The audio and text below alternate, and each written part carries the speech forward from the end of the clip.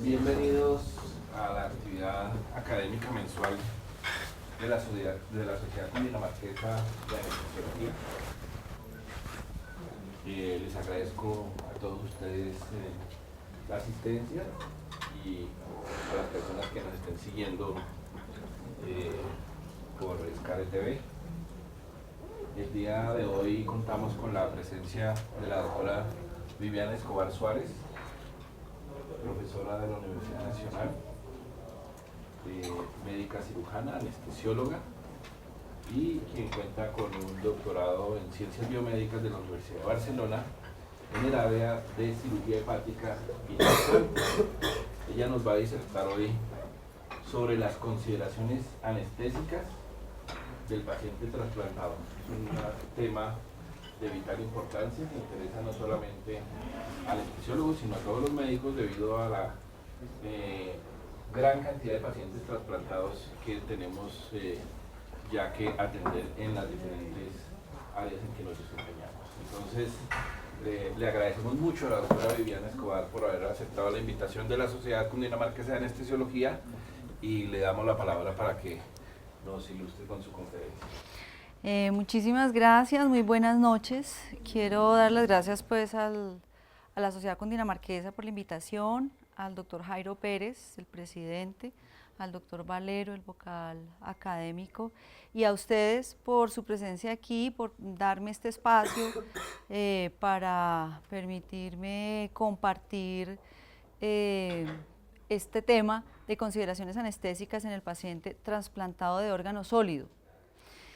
Esta charla hace parte de una serie de presentaciones que surgen como una respuesta a la pregunta que muchas veces el anestesiólogo se va a plantear cuando tenga que abordar un paciente, bien sea para un procedimiento de urgencias, 3 de la mañana, anestesiólogo solo, consulta preanestésica, un procedimiento programado, o cirugía programada, pero que ese paciente cuente dentro de sus antecedentes que es un paciente a quien se le realizó hace un mes, 2 meses, 1 año, 3 años, un trasplante, bien sea de corazón, pulmón, hígado o riñón.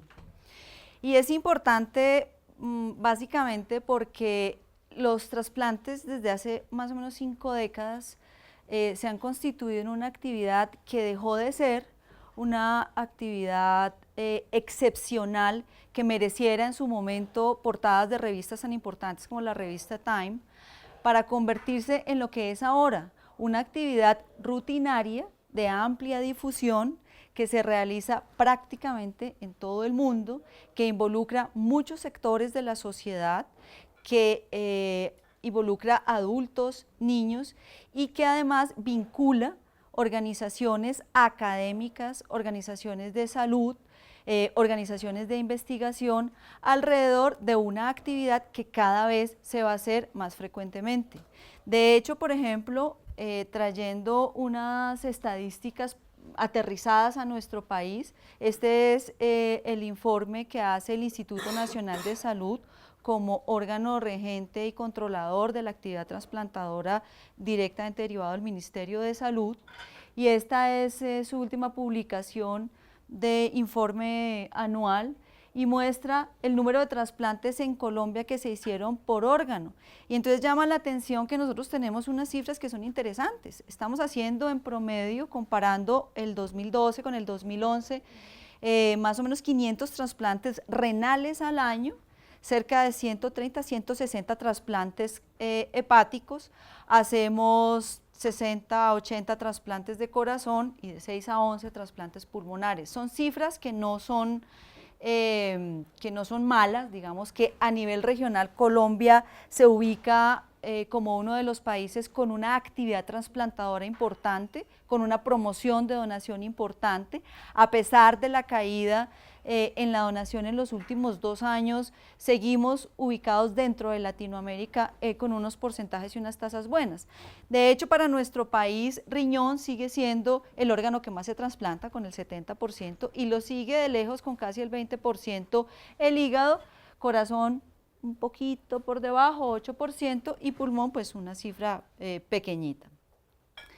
También hay que recordar que las instituciones prestadoras de salud trasplantadora en nuestro país son más de 25, de las cuales cerca de la mitad se encuentran en la ciudad de Bogotá, y esto realmente, antes que afanarnos o inquietarnos, nos debería era motivar a notar que cada vez se hace más, que la actividad trasplantadora cada vez nos va a tocar de alguna manera a nosotros y a nuestras familias, así como a nuestras comunidades académicas y a nuestras comunidades hospitalarias.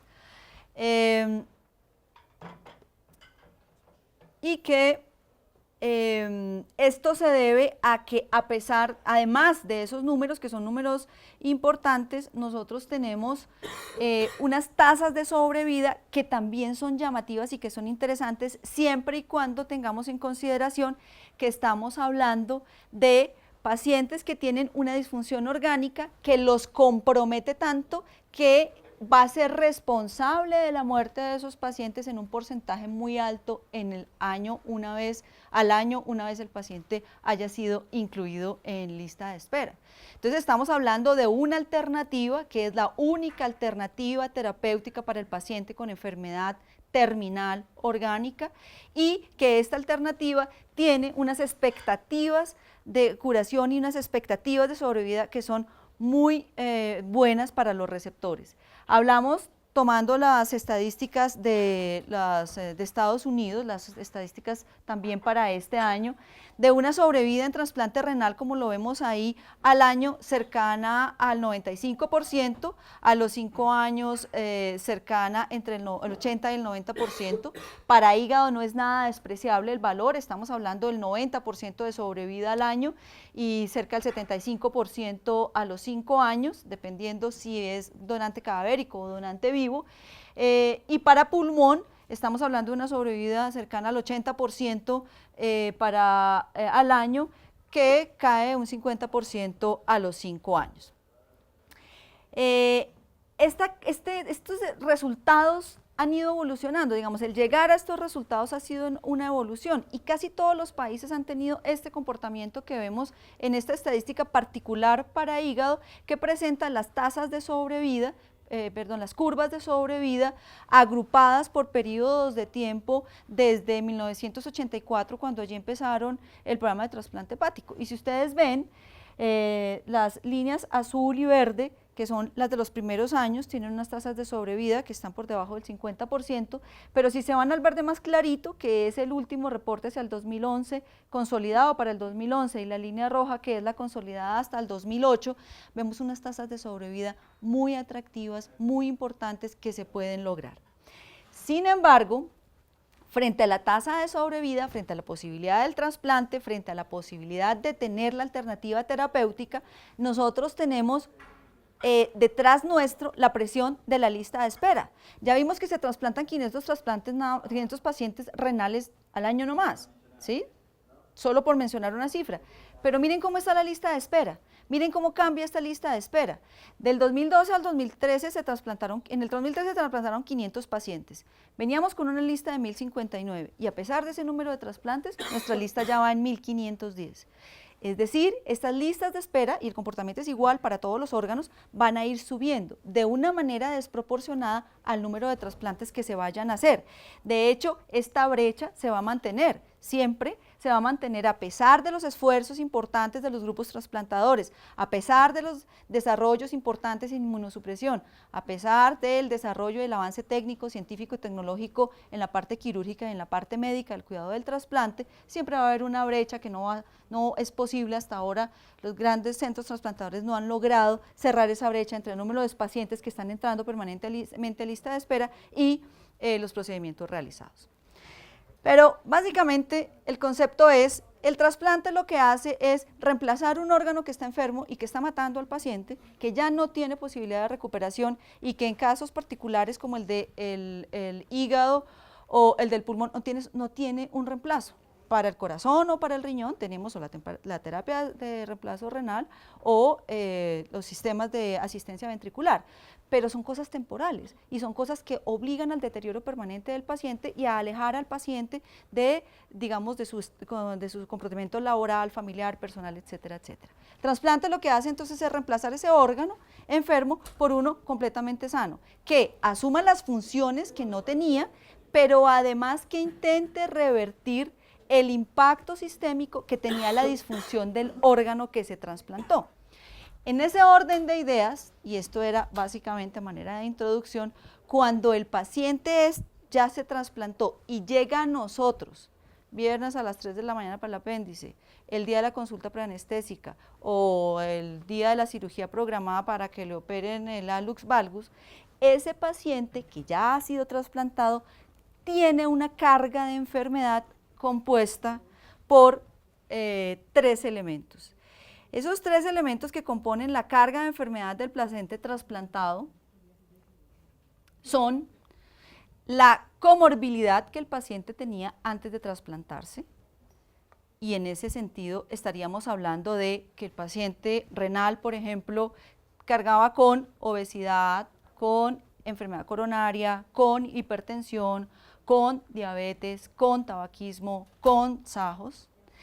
Tiene además el impacto sistémico del fallo orgánico, es decir, el órgano que estaba fallando repercutía permanentemente en el resto de órganos y sistemas, generando alteraciones tales como la miocardiopatía cirrótica para el caso del paciente trasplantado de hígado, falla cardíaca y disfunción ventricular en el paciente, por ejemplo, trasplantado de riñón, valvulopatía, hipertensión pulmonar, desnutrición, compromiso nutricional severo, sobre todo en los pacientes renales y en los pacientes cardíacos, anemia, desequilibrios hidroelectrolíticos y disautonomía.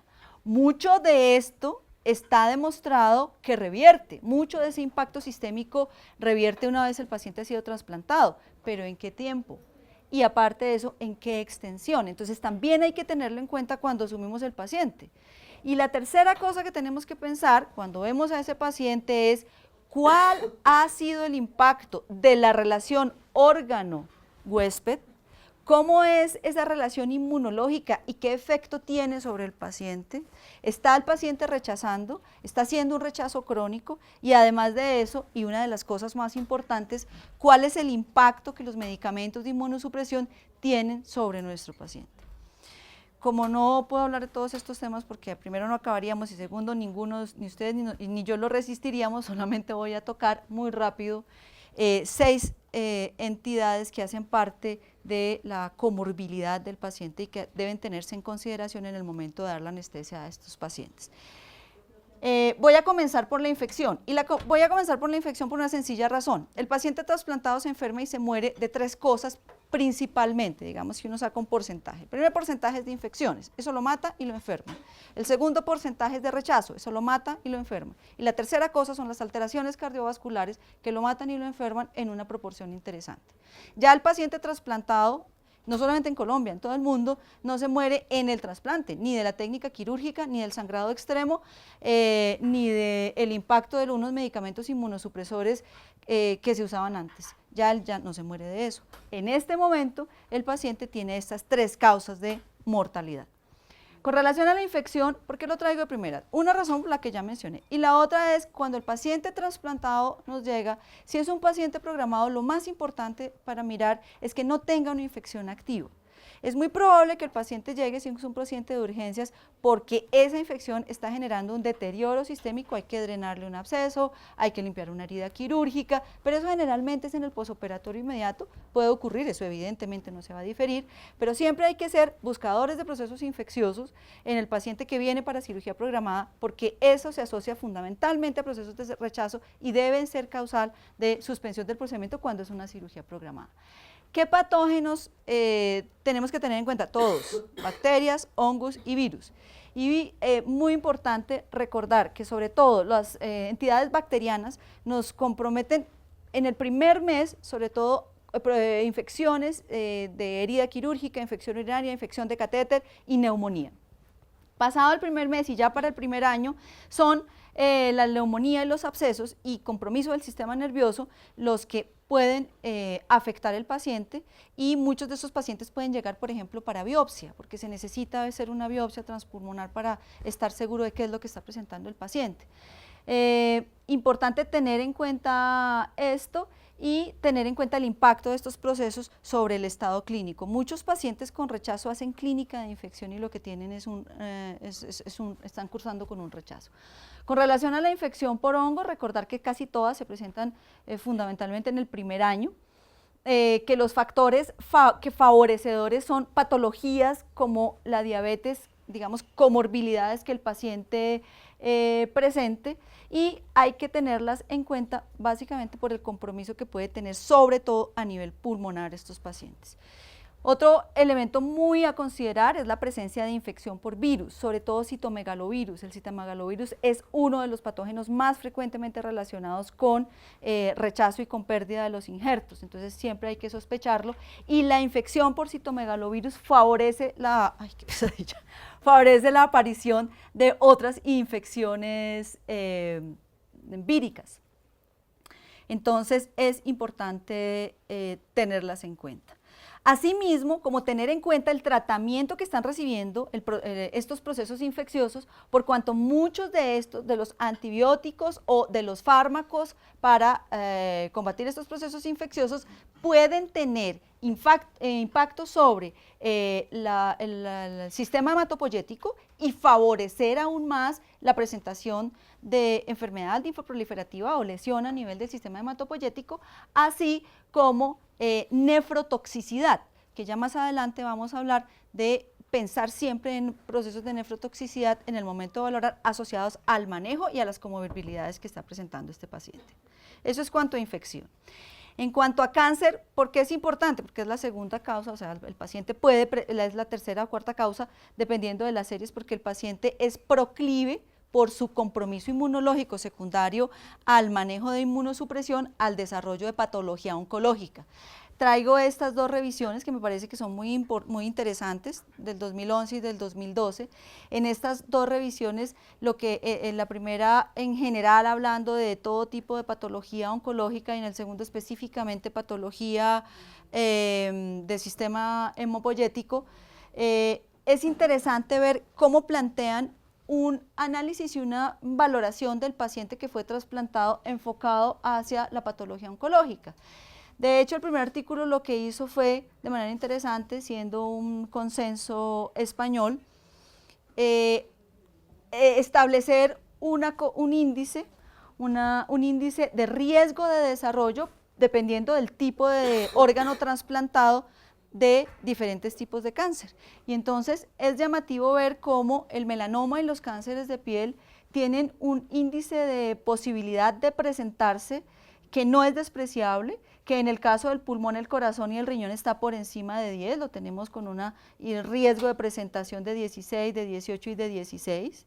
Quiero aquí notar también la posibilidad del desarrollo de presentación de sarcoma de Kaposi, sobre todo en los pacientes trasplantados de hígado, que alcanza 144.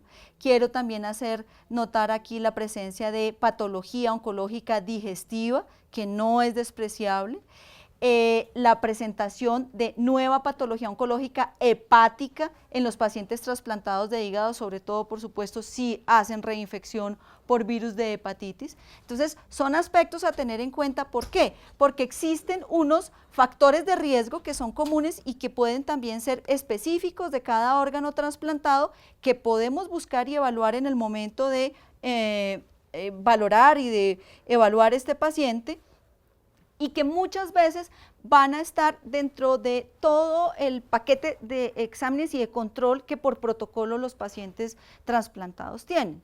Entonces, yo puedo estar en un hospital pequeño, que no es el hospital que trasplantó el paciente se trasplantó, por ejemplo, en otra ciudad o se trasplantó por otro grupo, pero el paciente trasplantado tiene una característica fundamental: se sabe perfectamente su enfermedad, él conoce del comienzo al final su enfermedad, sabe todos los medicamentos que se está tomando, conoce todos los efectos colaterales y es súper juicioso y trae siempre su carpeta de control y su familia tiene su carpeta de control. Y aparte de eso, tiene un contacto permanente con su centro trasplantador. Entonces, esa es una de las ventajas que nosotros como anestesiólogo en cualquier momento que tengamos que abordar ese paciente debemos aprovechar. Este paciente siempre nos va a traer su esquema de control. Muchas veces en estos exámenes de control no vamos a poder, o sea, vamos a encontrar patologías que de pronto el grupo tratante, porque el control se ha retrasado, no ha encontrado y que pueden modificar la conducta quirúrgica programada de ese paciente. Entonces mi recomendación, si me la reciben, es siempre evaluar todos los exámenes que el paciente tenga, que por protocolo se le hacen, que se hace una evaluación de todos los órganos y sistemas de manera sistemática y de manera frecuente una vez el paciente ha sido trasplantado. Pasando ya a la enfermedad cardiovascular, como les mencionaba, está como tercera causa de morbimortalidad post-trasplante en todas las series de trasplante de órgano sólido de estos 4 órganos de los que estamos hablando. Y estamos hablando de un impacto que es importante, al punto que, por ejemplo, los pacientes post-trasplante hepático pueden tener hasta en el 26% de los casos presentación de edema pulmonar en el posoperatorio inmediato. Podemos tener hasta el 3% en estos pacientes de mortalidad de causa cardíaca en el post-trasplante inmediato. Podemos tener una cifra que es interesante y es en el post-trasplante renal en los primeros 3 meses, en 40% de los pacientes nos puede hacer una complicación cardiovascular, específicamente definida como infarto agudo del miocardio, como arritmia amenazante para la vida, o como falla cardíaca, 40% en los primeros 3 meses post-trasplante. Pero la noticia buena es que la reversión de estas patologías y en general la reversión de estas manifestaciones secundarias a la disfunción orgánica o al impacto de la disfunción orgánica sobre el sistema cardiovascular es posible y se presenta entre los 6 y los 12 meses en un porcentaje alto de pacientes. De manera interesante, el grupo de Baltimore en el año 2005, en este artículo que ya es casi que referencia para todos, del Journal of American College of Cardiology, hacen este trabajo que es muy interesante y que ha sido, pues que sirve para entender el porqué de la valoración de los pacientes específicamente de trasplante renal. Y entonces ellos, en este trabajo, ¿qué fue lo que hicieron? Le tomaron ecocardiograma transtorácico y miraron las fracciones de eyección de los pacientes que entraban a lista de espera de trasplante renal, los seguían mientras estaban en la lista, en el momento del procedimiento quirúrgico y les hacían seguimiento a 6 y a 12 meses. Recogieron 103 pacientes y los agruparon en pacientes que en el seguimiento iban a estar con una fracción de eyección ventricular izquierda por encima del 50%, aquellos que iban a estar con una fracción de eyección entre el 40 y el 50 y aquellos que iban a seguir con una fracción de eyección por debajo del 40. Y encontraron cosas interesantes. Se dieron cuenta que había pacientes que son los que pertenecen al grupo 1, que entraron a trasplante con una fracción de eyección ventricular izquierda muy regular, pero que estamos hablando de cifras entre el 30 y el 35%, pero que 6 a 12 meses después estaban por encima del 50%. Es decir, habían recuperado, habían mejorado la función sistólica del ventrículo izquierdo en un porcentaje por encima del 60%, casi del 70% de los pacientes. Que había otro grupo que había mejorado, pero no tan marcadamente, y eso es más o menos el 15% de los pacientes. Y había un tercer grupo que a pesar del manejo en los 6 a los 12 meses y a pesar del trasplante no mejoró y siguió con una fracción de eyección por debajo del 40%. ¿Por qué es importante? Porque si nos llega a nosotros un paciente trasplantado renal y nos trae un eco y nos trae toda la historia y podemos ver cómo ha mejorado, vamos a estar tranquilos porque el impacto del trasplante ha sido positivo sobre su sistema cardiovascular y ha reanudado su función normal. Pero si estamos con pacientes que están borderline, puede ser o que sea una falla cardíaca de reciente aparición, que es lo menos probable, o que sea un corazón crónicamente enfermo que nunca logró remontar a pesar del trasplante. Luego el manejo de ese paciente va a cambiar según los hallazgos que nosotros tengamos y de la evaluación que le hagamos. Va a cambiar el nivel de monitoría invasiva, va a cambiar la evaluación antes del procedimiento, va a cambiar el manejo de fluidoterapia de ese paciente. Entonces, el conocimiento del paciente desde el punto de vista cardiovascular sí que nos va a cambiar o nos va a orientar mejor al manejo en el perioperatorio del paciente que ya fue trasplantado. Y lo más interesante de este estudio fue cuando evaluaron cómo es la sobrevida de estos pacientes, y entonces se dieron cuenta que aquellos pacientes que estaban en el grupo 1, es decir, que se mejoraron por encima del 50% de la fracción de eyección, tenían una sobrevida cercana al 80%, en un seguimiento a 4 años. Pero los otros dos grupos, miren cómo caía dramáticamente la sobrevida, es decir, que la posibilidad de mortalidad, que es una de las cosas que tiene que informársele al paciente para cirugía programada, puede ser predicha con la evaluación, y es una información que se puede dar desde el momento de la valoración del paciente.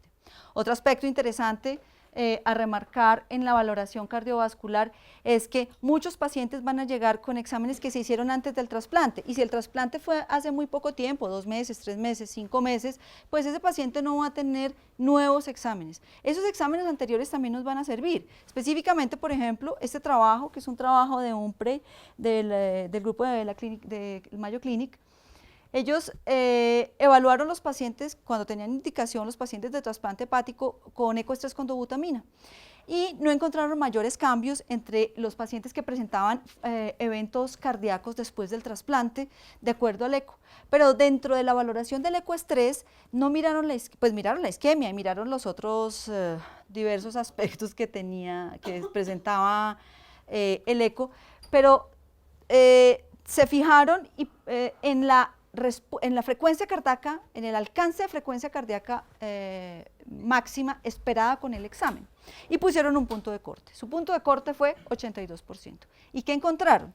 Que cuando dividieron los grupos en aquellos pacientes que, a pesar de que estaba todo, no hacían isquemia y todos los demás parámetros los tenían normales, miraban cuáles alcanzaban el 82% de la frecuencia cardíaca máxima con el ecoestrés, y los agrupaban. Aquellos pacientes que estaban por encima tenían una incidencia muy baja, un porcentaje muy bajo de presentación en los primeros 4 meses de eventos cardíacos, mientras que los otros prácticamente subían 5 veces esa presentación y esa incidencia, llegando casi al 25% de presentación de eventos cardíacos.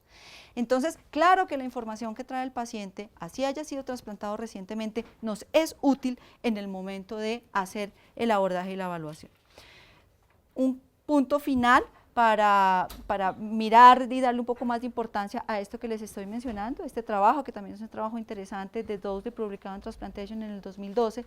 Ellos lo que hicieron fue evaluar la disfunción diastólica con parámetros muy específicos de evaluación de disfunción diastólica, que ustedes probablemente, que están en esto más fresco, lo conocen mejor que yo. Y además, aparte de parámetros de evaluación de función de disfunción diastólica, no solo la relación E sobre A, sino toda la variación del pico flujo a través de la mitral, midieron el volumen, el índice de volumen auricular, y encontraron que estos hallazgos de ecocardiograma transtorácico, que se pueden hacer en todos los pacientes, que ya todos los grupos de trasplante tratan de medirlos yendo más allá de la información que el eco transtorácico brinda, pero que le podemos sacar adicionándole estas valoraciones, encontraron que en un seguimiento a 6 meses, aquellos pacientes que tenían un índice auricular izquierdo, es decir, un volumen auricular izquierdo grande, una aurícula izquierda grande, tenían un riesgo de 3 veces de desarrollar falla cardíaca en los siguientes 6 meses. Entonces, eso nos habla de posibles complicaciones y de precauciones que debemos tener en el momento de abordar el paciente. Por tanto, si me la reciben, mi recomendación sería que en el momento de abordar el paciente, si tenemos tiempo, porque pues no va a ser el trauma severo, la puñalada, etcétera, pero si tenemos tiempo, ante la sospecha clínica, ante la existencia de los factores de riesgo desde el punto de vista cardiovascular, no desechar la posibilidad de solicitar exámenes adicionales como coronariografía, pedir biomarcadores, evaluar los resultados del ecoestrés con dobutamina específicamente para el grosor del septum, las anormalidades del movimiento de la pared, la presión de las cámaras, la enfermedad valvular y la disfunción diastólica, en función de poder establecer parámetros que nos puedan predecir la presencia de eventos adversos después de nuestra cirugía que no sea relacionada con el trasplante. Sigo con la diabetes mellitus. La diabetes mellitus es otra de las entidades que es muy prevalente en el paciente trasplantado. De hecho, se le llama diabetes mellitus de nuevo inicio o de inicio reciente, y es una patología propia del paciente que ya fue trasplantado, que tiene una fisiopatología, digamos, diferente, que se va a presentar en todos nuestros pacientes que han recibido un órgano sólido. El diagnóstico de la diabetes pues es el mismo que la Sociedad Americana de Diabetes definió desde hace unos años. Es con base en la concentración sanguínea de glucosa, tiene los mismos parámetros de definición y tiene la misma terminología, es decir, tiene los mismos puntos de corte de menos 100, de 100 a 125 y por encima de 126 cuando se hace una glucosa en ayunas, y 2 horas después de una carga de glucosa pues se abre a valores de por debajo de 140, de 140 a 199, mayor de 200 para hacer el criterio diagnóstico. ¿Por qué es importante? Porque hasta el 50% de los pacientes que nos va a llegar trasplantado va a tener diabetes. O sea, 1 de cada 2 va a ser paciente diabético. Y de factores de riesgo está no solamente el que recibió el trasplante, sino la edad, la presencia de obesidad. En algunos estudios se ha demostrado y se ha relacionado con los pacientes no caucásicos. La presencia de virus C, sobre todo los pacientes de trasplante hepático, el uso de inhibidores de calcineurin, estamos hablando, fundamentalmente tacrolimus, es muy importante evaluar si estamos dándole si está recibiendo tacrolimus nuestro paciente, el uso de corticoides, y se interroga el uso de sirolimus. ¿Cuáles son los mecanismos por los cuales se presenta esta diabetes en nuestros pacientes? Se han descrito 4, un incremento en el clearance de la insulina, una resistencia a la acción periférica de la insulina, la coexistencia del síndrome metabólico y una disminución en la secreción de insulina. Recordar pues los componentes del síndrome metabólico. De manera interesante, es importante notar este trabajo que hace parte de la primera diapositiva relacionada con la diabetes, en donde ellos encontraron la asociación entre el uso del tacrolimus y el tiempo de sobrevida libre de trasplante. Definitivamente, el tacrolimus se asocia a la presentación y al inicio de diabetes en el paciente trasplantado, pero lo grave de todo esto es que el paciente trasplantado, cuando uno relaciona los niveles de glucosa que ese paciente tiene en ayunas, se da cuenta que puede establecer, la gráfica de la derecha, una relación significativamente estadística con la presentación de eventos cardiovasculares adversos. Cuando el paciente tiene unas glicemias por encima de 125, esa incidencia comparada con los pacientes que están por debajo de 90 puede ser tan diferente como 60 veces. ¿Cuál es entonces el objetivo en el momento de abordar el paciente trasplantado con relación a la glicemia? 1, que tenga una hemoglobina glicosilada por debajo de 7, que tenga una glicemia en ayunas entre 90 y 130, que haga un pico postprandial por debajo de 180 y además que todo esto vaya de la mano con el perfil lipídico descrito ahí y con un control riguroso de su tensión arterial por debajo de 130-80. Y continúo hablando de la hipertensión arterial, porque es otra de las enfermedades que pesa como factor de comorbilidad y a tener en cuenta con el paciente trasplantado. La hipertensión en el órgano sólido, en el receptor de órgano sólido, es tan frecuente como en el 90%. Es decir, nuestros pacientes van a llegar trasplantados, mejorados completamente de su enfermedad terminal, esa enfermedad ya no existe y no los va a matar, pero cambiaron una condición amenazante para su vida por una condición crónica que se asocia con este tipo de comorbilidades. Y en el caso de la hipertensión, esta entidad, con esta prevalencia tan alta, efectivamente es un factor de riesgo que va a modificar esta sobrevida. La patogenia de esta hipertensión es variable, depende en general del tiempo en el cual encontremos nuestro paciente. Puede ser incremento en el volumen intravascular, sobre todo en el posoperatorio inmediato. Se asocia sobre todo en hígado y riñón con la edad del donante e historia familiar de hipertensión en el donante. Para corazón, hígado y riñón se asocia con disfunción del injerto. En el caso de los pacientes renales, con que se presente estenosis, el paciente trasplantado renal con que se presente estenosis de la arteria renal. Para corazón, hígado y riñón nuevamente con insuficiencia renal y con el uso de corticosteroides e inhibidores de la calcineurina. En general, debe buscarse el manejo prequirúrgico y la optimización de las cifras de tensión cuando se pueda, no sea una urgencia, prequirúrgicamente con un lapso de 8 semanas, modificación de hábitos de vida.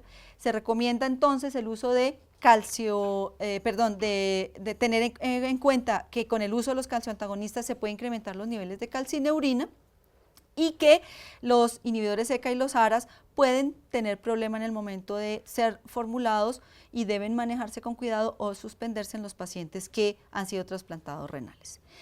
Y para finalizar, creería yo, sí, quiero hablar de la falla renal como otra de las patologías con las que puede presentarse nuestro paciente trasplantado de cualquiera de los 4 órganos sólidos que he mencionado. Esta complicación o fallo renal es relativamente frecuente. Puede también traerla desde antes, por ejemplo, el paciente con falla hepática puede venir con un síndrome hepatorrenal. Y esta falla renal puede usted utilizar el criterio de definición que prefiera en general o que el grupo con el que se esté trabajando o con el grupo del que venga el paciente utilice. Puede ser definida simplemente como la disminución en el 50% de la tasa de filtración glomerular pretrasplante o el requerimiento de terapia de reemplazo renal.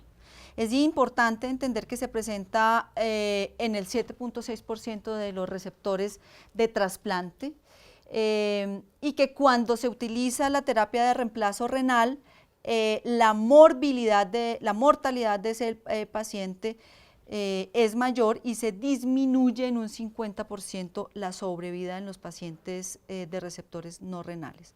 Los factores de riesgo para el desarrollo de esta falla renal se asocian con el requerimiento transfusional intraoperatorio, con el requerimiento vasopresor intraoperatorio durante el trasplante, con la necesidad de reintervención, con el uso de inhibidores de la calcineurina y con la disfunción del injerto. ¿Cuáles son los factores de riesgo que debemos tener en cuenta? Que haya un deterioro funcional previo, los niveles de albúmina, la presencia de diabetes, la edad y en aquellos pacientes, sobre todo para hígado que se usó bypass, el tiempo del bypass. Importante hacer la evaluación, sobre todo con deterioro agudo, después de nuestro procedimiento para cirugía de no trasplante, de la función del paciente trasplantado, de la función renal. Y la recomendación es, obviamente, definir con control de cifras de creatinina. Cada día toma más fuerza en el mundo la utilización de marcadores como la cistatina C y la N-gal. Acá en Colombia no sé si se hace de rutina, no sé si de pronto, ahorita que nos acompaña aquí el profe Lozano, no sé si en San Ignacio se haga como marcador de rutina para los pacientes después de, porque es costoso, pero es la recomendación, digamos, que existe en este momento en el mundo para seguimiento de los pacientes para estar muy pendientes de que no vayan a hacer disfunción renal. Y con esto me despido, quiero darles las gracias por haber estado acompañándome en esta presentación y no sé si tengan preguntas.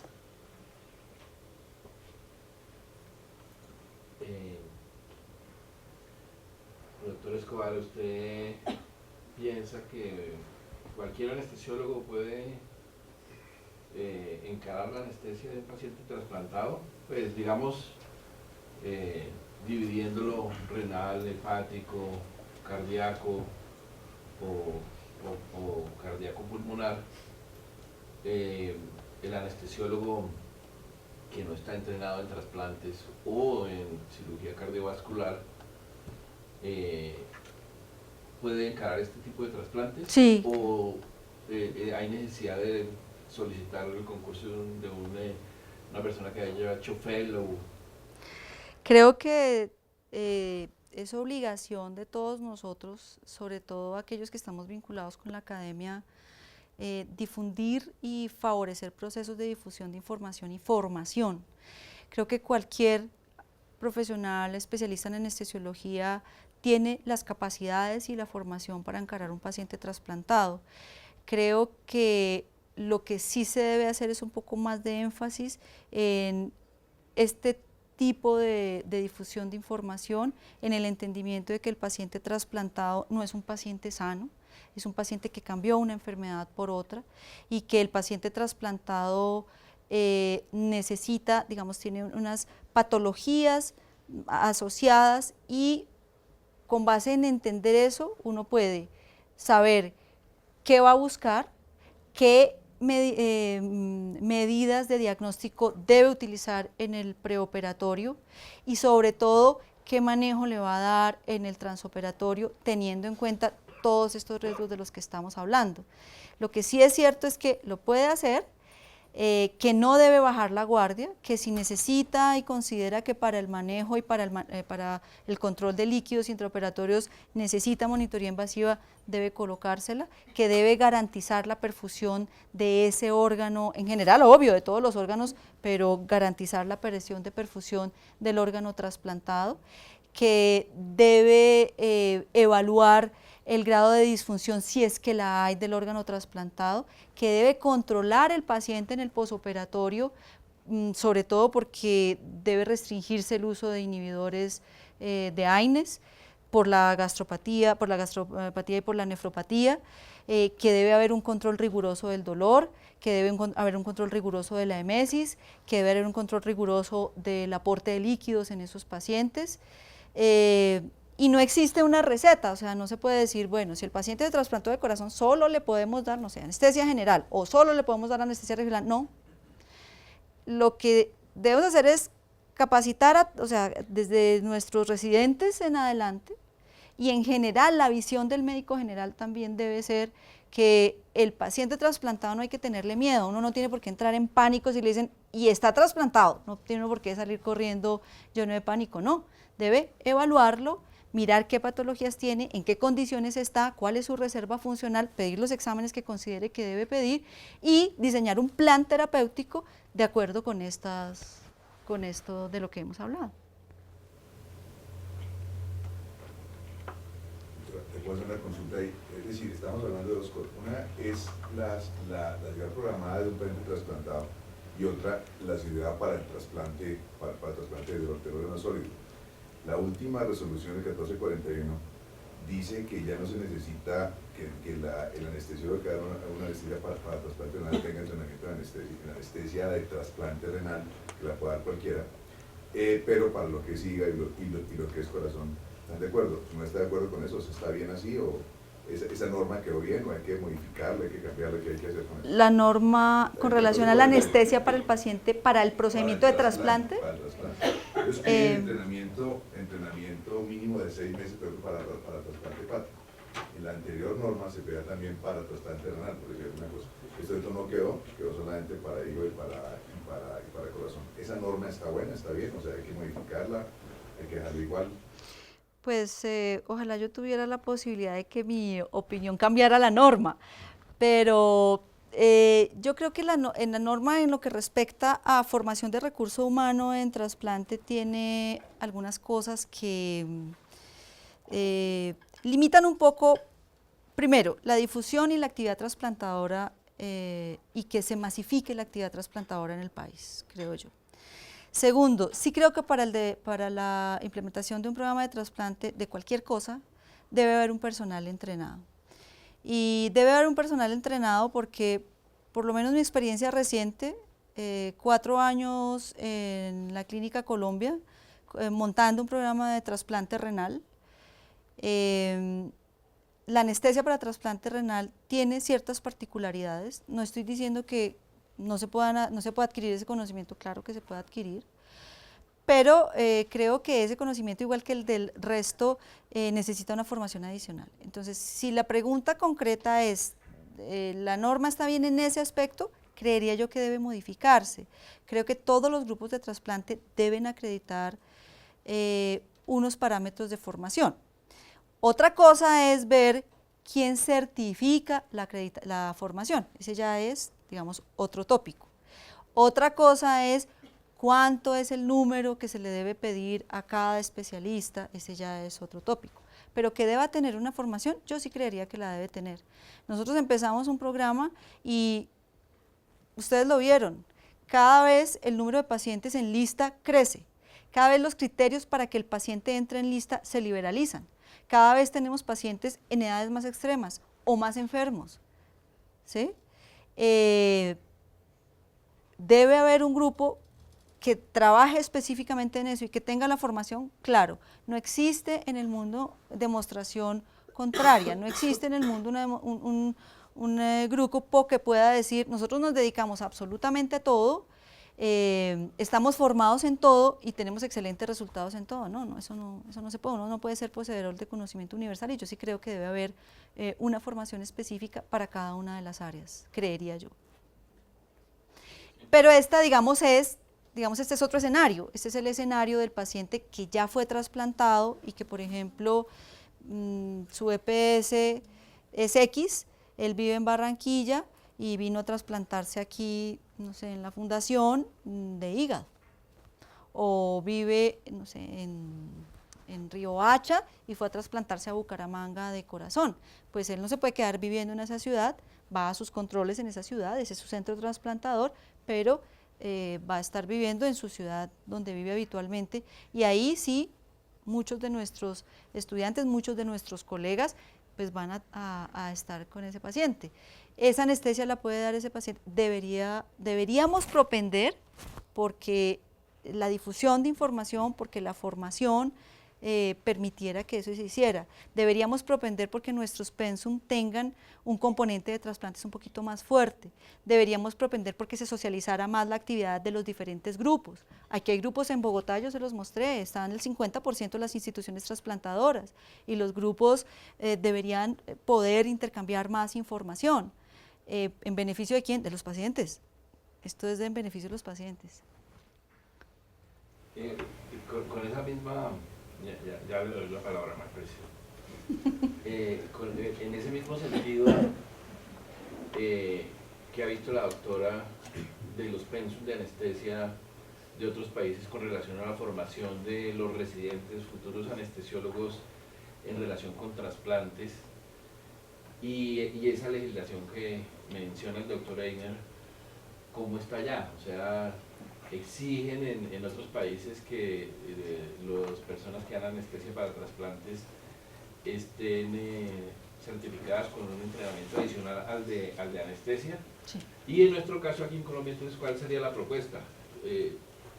Ya con lo que hemos hablado, se sabe que todos estaremos obligados a atender pacientes trasplantados, ¿sí? De acuerdo a lo que vemos.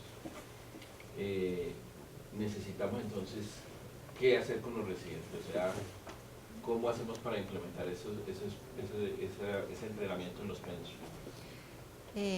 Bueno, son varias preguntas ahí. La primera cosa, creo que las voy a contestar en desorden, pero la primera cosa, y celebro que estén aquí los estudiantes de medicina del grupo del doctor Einer, porque digamos que mi experiencia más cercana es la de la Universidad de Barcelona. La Universidad de Barcelona junto con la Complutense de Madrid son las dos mejores universidades de España y están dentro de las primeras 10 en Europa. Y la Universidad de Barcelona fundamentalmente, gracias a la iniciativa de mucha gente y dentro de esas personas un colombiano que trabajó con nosotros en San Juan de Dios hace bastante tiempo, que trabaja en la Organización Catalana de Trasplantes, se implementó una cátedra, una materia, es una materia de trasplantes desde el pregrado. Pero claro, hablamos de unos sistemas de educación distintos, ¿sí? Para el posgrado también hablamos de unos sistemas de educación distintos. Aquí los posgrados dependen de una universidad, se les da un título universitario, a los residentes se vinculan a través de convenios docentes asistenciales con los hospitales, a los residentes no se les paga, los residentes pagan una cantidad variable, generalmente alta de dinero por estudiar. Digamos que hay un pensum general y no está contemplado, por lo menos en lo que yo conozco, no está contemplado aquí dentro de nuestras nuestras pensum, de nuestras materias, una materia que se llame trasplantes y que sea obligatoria. Algunas universidades tienen asignaturas que son optativas, pero por supuesto pues estamos limitados a la concentración de instituciones que realizan trasplante. Por supuesto, supongo que los residentes que están y los estudiantes que rotan por la Fundación Cardioinfantil o por la Fundación Santa Fe, supongo, podrán tener una cátedra o una materia instaurada de trasplantes. ¿Qué es lo que creería yo, hacia qué debemos apuntar? Para el médico general deberíamos apuntar a que en general, el médico general y en todos los profesionales de la salud, todos los profesionales vinculados y en general toda la gente que está vinculada con la salud entienda lo que es la actividad trasplantadora. Entienda, por ejemplo, y eso es responsabilidad nuestra, que el paciente donante cadavérico le late el corazón y no está en la morgue, y la extracción se hace en una sala de cirugía con medidas óptimas de todo, como si fuera un paciente que está vivo. Y que de un donante se pueden beneficiar 20 pacientes y que podemos sacar órganos, válvulas, tejidos, ¿sí? Esa información así chiquita sería muy interesante que todo el personal de la salud la conociera, para que no existiera de pronto como un concepto un poco alejado y mítico de lo que es el trasplante. Pero por supuesto requiere del concurso de todos, los que hacen trasplante y los que no hacen trasplante. Las personas de las unidades de cuidado intensivo, las personas que hacen reanimación, las personas que trabajan en los servicios de urgencias. Entonces hay un primer aspecto, digamos, que está ahí. Hay otro aspecto que también toca la actividad trasplantadora, que es el trabajo del coordinador, que es la función de difusión y de cumplimiento de la norma con relación al trasplante, que se entienda que hay una institución rectora de esto, que es el ministerio, y que del ministerio deriva el Instituto Nacional de Salud, y que establecen unas políticas, y que existe una lista que está en un software diseñado para esto, que cualquier persona no puede llegar a decir yo quiero que me metan en esta lista, que eso no pasa, y que hay una legislación que evoluciona, pero que la tenemos que construir igual entre todos. Entonces, concretando, creería yo que no existe el número que quisiéramos y que debiéramos tener de materias obligatorias u optativas en los diferentes pensum. Supongo que hay instituciones, sobre todo aquí en Bogotá o fuera de Bogotá, por ejemplo Cali o Medellín, que las tienen como materias a las que el estudiante puede optar, que lo familiarizan con la actividad trasplantadora, pero creería yo que deberían ser de una difusión mayor. Y específicamente con los residentes pues ocurre lo mismo. No en todos los sitios se hace trasplante, los residentes no rotan por todos los sitios donde se hace trasplante, de manera que eso limita la posibilidad de que el estudiante de posgrado tenga acceso a esto. En otros países en donde los hospitales, digamos, la actividad trasplantadora está un poco más organizada y tiene unas tasas de donación mayor y tienen unos números de trasplante mayor y tienen varios grupos de trasplante en las ciudades y se pueden abrir programas de trasplante, pues en estos sitios la gente tiene mayor posibilidad, dependiendo en el hospital que esté, así esté formándose como anestesiólogo, de o bien estar en la extracción de un paciente, en la extracción multiorgánica, o bien estar en el trasplante, y está dentro de su actividad asistencial. Entonces creo que nosotros estamos recorriendo un camino, creo que es responsabilidad de los que de alguna manera estamos cercana o lejanamente vinculados propender porque eso mejore. Esto va a redundar en que el conocimiento sobre el trasplante sea mejor, en que en nuestras familias se entienda lo que es el trasplante, en que en los colegios se entiendan, en que las universidades se entiendan, en que la gente quiera donar, en que la gente entienda que si le sacan a uno un riñón cuando se muere, pues no lo van a feriar, sino que sí, o sea, porque ha habido una disminución muy importante el año pasado, una disminución catastrófica en la tasa de donación, el año pasado y el año antepasado. Y hubo algunos programas de difusión por medios de comunicación, que hay algunos programas que tienen una presentación de la actividad trasplantadora seria y organizada, pero hay otros que dejan un poquito, un resquicio por donde una sociedad como tan desconfiada como la nuestra se puede meter y decir no, no quiero donar. Y si no hay trasplantes, pues no vamos a hacer donantes. No, si no hay donantes, no vamos a hacer trasplantes, eso sí es claro. Doctora, yo le digo dos cosas. Uno es, si bien es cierto, este paciente que ya se trasplantó, la condición clínica en la que nos llega depende de muchos factores, de eso que tanto hace que lo trasplantó, o sea, ya se logró recuperar de el compromiso multiorgánico, digamos, lo que estuvo expuesto durante todo el proceso de crítico mientras se trasplantó, de las mismas complicaciones que tuvo perioperatorias durante el trasplante, o si ya es muy tardío la cantidad de complicaciones que ha tenido posoperatorias.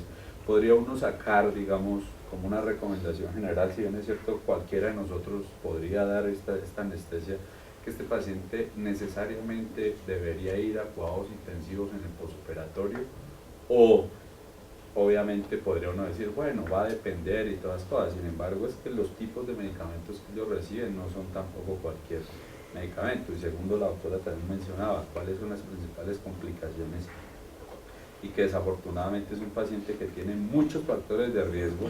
O sea, obviamente, si es un apéndice, una apendicitis, probablemente ni hablar. O sea, todo lo que me llevó la infección, yo creo que es de mucho riesgo, pero de pronto no sé, o sea, se podría trazar, digamos, como una recomendación general respecto a eso, porque ¿a qué voy? Digamos, si bien es cierto, cuando se estudia el paciente pretrasplante, una de las cosas que se mira es todo su contexto social y todas esas cosas, y generalmente si viene de un pueblito por allá bien alejado, si vive en una vereda bien lejos, probablemente le empiezan a poner problemas, más que todo pues por el acceso, digamos, a todo el soporte que necesitan el post-trasplante. Pero cada vez más, digamos, nos estamos enfrentando a pacientes que viven un poco, digamos, no lejos, pero sí fuera de las grandes ciudades, y probablemente le toca al hospital de segundo nivel manejarle lo de ese momento. Habrán cosas que le toca ya, pero otras cosas que de pronto se pueden diferir. O sea, a eso iría un poco si podría uno hacer esa recomendación o no. Pues creo arriesgada la recomendación de que todos los pacientes deban ir o se contemple de primera línea que deban estar en cuidado intensivo, por varias razones. La primera es que los medicamentos que está tomando, cuando hacemos referencia a la terapia inmunosupresora en general, los medicamentos inmunosupresores se van a continuar, ¿sí? Se van a continuar.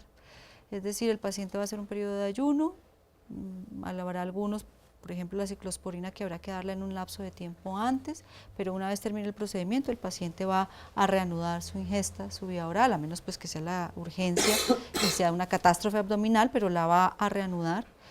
Y da un tiempo, digamos, para medir niveles, para comunicarse con el centro trasplantador, para definir si se ajusta o no la dosis dependiendo del tipo de antibiótico que se dé. Entonces, digamos que no hay que temerle al manejo farmacológico de la inmunosupresión, continúa. De hecho, por ejemplo, esto que nos enseñaban hace un tiempo, que si estaba recibiendo corticoide había que ponerle suplencia en el transoperatorio, eso ya no se hace. En este escenario eso ya no se hace, o sea, ¿por qué? Pues porque el señor se viene tomando su corticoide, pues ya no se lo tomó, mañana se lo tomará, o sea, no va a ser una insuficiencia suprarrenal si uno no le da el corticoide, y eso ya está demostrado en los casos y en los escenarios de trasplante. Entonces, con relación al medicamento, creo que no hay que temerle. Durante el periodo de ayuno del paciente puede estar con su ayuno y reiniciar sus medicamentos con vía oral, y si es un paciente que va a quedar intubado o que va a tener disminución de la vía oral, pues allí sí mirar, pero se definirá dependiendo del medicamento que esté recibiendo y de los niveles que haya alcanzado, como si se rota o si se continúa dependiendo del medicamento que esté recibiendo. Entonces, digamos que esa no sería como una indicación para llevarlo a cuidado intensivo. La otra indicación, creo que más que decir el paciente debe ir a cuidado intensivo, el paciente debe ir a donde le brinden el cuidado que podría tener y la monitoría que pueda tener en cuidado intensivo sin el riesgo, por ejemplo, de infección que puede tener al entrar a una unidad de cuidado intensivo. ¿Sí? Por ejemplo. Es decir, a un sitio en donde teniendo en cuenta todo esto, el paciente esté monitorizado, se le continúa con la monitoría invasiva si uno se la colocó, se le hagan valoraciones, no sé, de un Doppler o de un eco o de una placa o no sé, pues lo que tenga que hacerse ante la sospecha diagnóstica de cualquier cosa. O sea, necesita es un sitio donde la atención médica sea permanente en ese periodo crítico después de la cirugía. Pero creo arriesgado decir que todos deberían ir a cuidado intensivo. De hecho, por ejemplo, pues yo no sé el profe Einar, pero nosotros, por ejemplo, los trasplantes renales nunca los sacamos a cuidado intensivo. O sea, de base nunca van a cuidado intensivo. En cuanto a trasplante hepático, pues tocaría mirar si hay aquí alguien, algún residente de la fundación. En general, la idea es que vayan extubados tempranamente y el tiempo de estancia en cuidado intensivo, generalmente si no pasa nada y si es un paciente que no tiene ninguna patología, estamos hablando de 4 días, de 3 días, y estamos hablando de un tiempo de estancia hospitalaria de menos de 15 días, hay algunos de 10 días, ¿sí? Todo esto depende de ¿qué? De que haya unos grupos que trabajen en conjunto, y por eso tan al lugar la pregunta que hace el profe Lozano con relación a la legislación. Si la norma nos pone, digamos, nos limita de alguna manera la creación de grupos, la formalización de los grupos, la formalización de la preparación, pues todo esto que deriva del trabajo interdisciplinario pues se va a ir frenando, ¿sí? Pero no creo que se deba ir el paciente a cuidado intensivo. Sí, más que todo es por lo que pues uno mira ahí y todos los exámenes que hay que hacerle, porque uno dice, uy, lo ideal ojalá me llegara a la valoración preanestésica y fuera programado, o sea, va a una vesícula, no es de, obviamente no es de hígado, no sé, y uno dijera, ya resulta que muy juicioso le pidieron absolutamente todo y que no sea sino uno como anestesiólogo hacer un chequeo. El problema es que no. Y más, por ejemplo, mirar esto, por ejemplo, y lo que a mí me dice la doctora, hablar de falla diastólica o disfunción diastólica cuando uno pide un eco y le dan la presión de eyección. Y no más. Y de resto, mala ventana.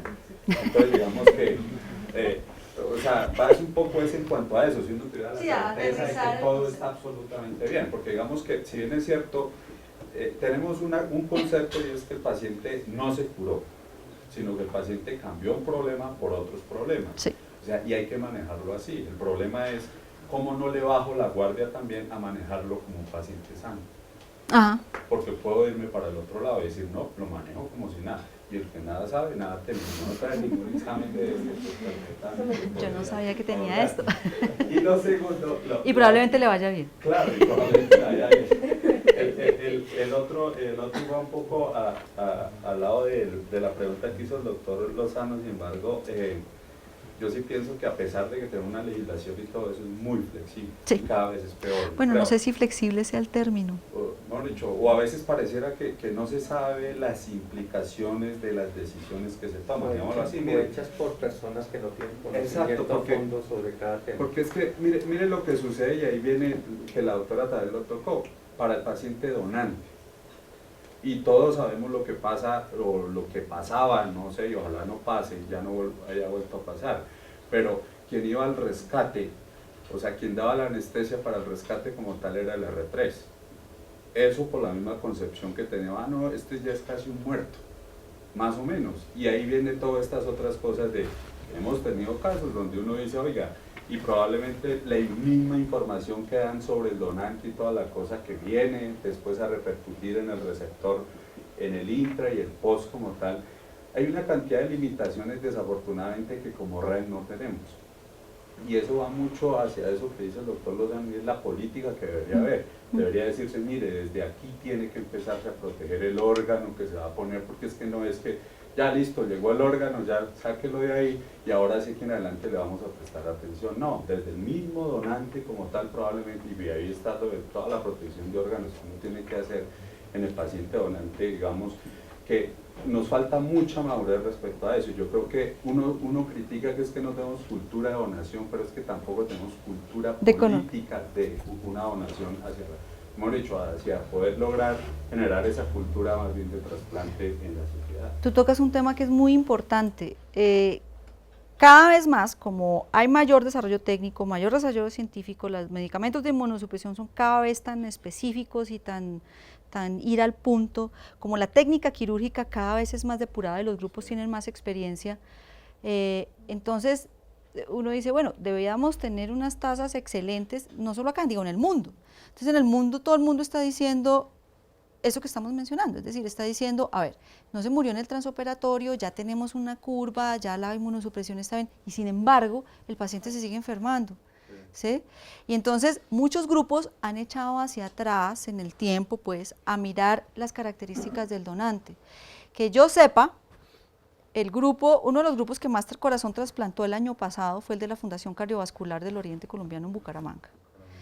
En esa fundación, el que va a la extracción es el anestesiólogo cardiovascular, no el residente. Obviamente que no tengo nada en contra del residente.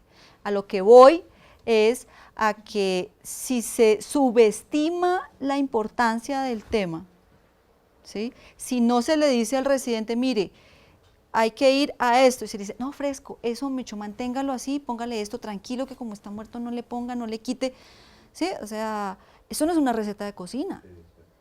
Todos los estudios que han echado para atrás y han mirado cuáles son las características del donante, ahora le están poniendo mucha atención. ¿Por qué? Porque se reciben cada vez más donantes marginales, ¿sí?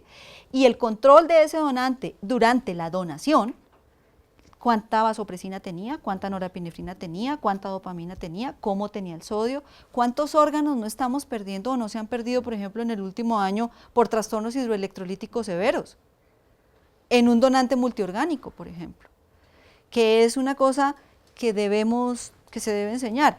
¿Puede ir el residente? Claro que puede ir el residente. Ojalá fuera con el docente que sabe del tema, el docente capacitado en el tema.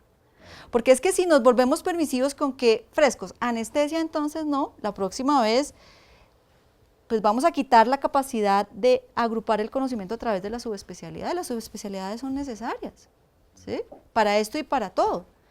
Entonces debería ir con su docente o debería ir una vez tenga claro, no sé, que si tiene un sodio en 120, a ver, o en 160. ¿Sí? Doctor Escobar, hay una pregunta en el chat. Preguntan por el chat, ¿qué opina del uso de coloides en el trasplante renal?